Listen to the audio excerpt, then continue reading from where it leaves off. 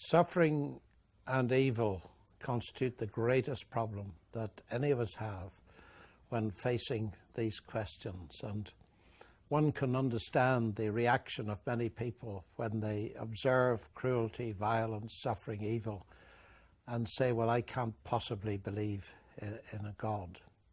And I can understand that. I must say, as a Christian, it constitutes a major problem. And it would seem that in one sense atheism has solved the problem. That's just the way the universe is. It's surprising anything goes right. It's just basically amoral, blind, purposeless, and so on.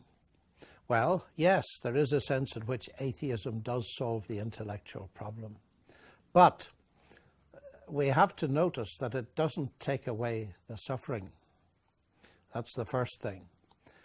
And secondly, we notice that it leaves no hope whatsoever. Now, of course, that may well be the situation, and we've got to face it. So the equation looks a bit like this. The atheist believes that the intellectual problem is solved. It just means there's no God, and then it makes sense, although it's horrific. For the Christian who believes in God, by definition, it constitutes a major problem. But the Christian will argue that what the Christian has is hope in the face of suffering. Now, the atheist has no hope because death is the end by definition.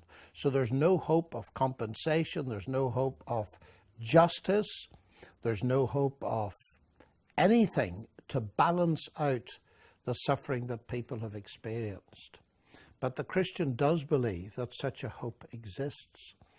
And it seems to me that one of the ways into this question, and I put it that way advisedly because there are no simplistic solutions to this question.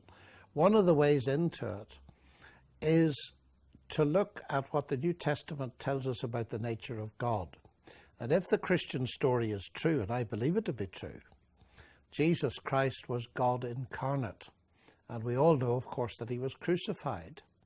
Now, if this is God, then we have to ask ourselves what this means. And one of the things that I think it means very clearly is that God has not remained distant from our human suffering, but has become part of it.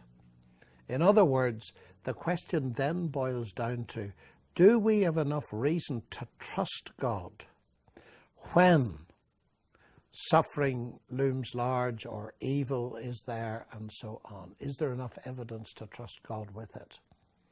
The tragedy, it seems to me, of atheism is that we find ourselves to be moral beings, yet atheism doesn't give any justification for our morality in the sense that there is no ultimate justice. If death is the end, and if a person has had a horrible life of suffering and pain, and death is the end, then there's no hope of any kind of compensation.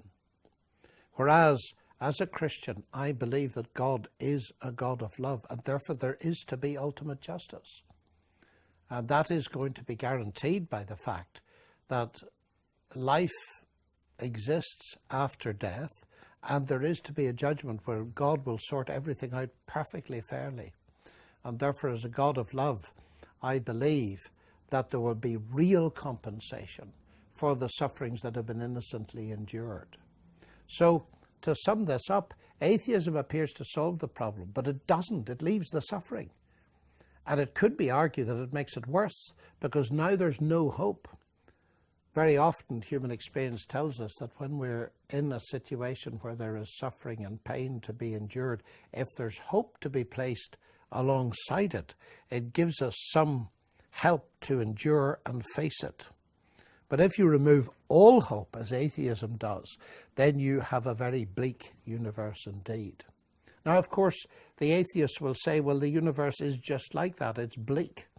But then I would want to come back on the fact that where does the evidence point? Does the evidence point to their solution?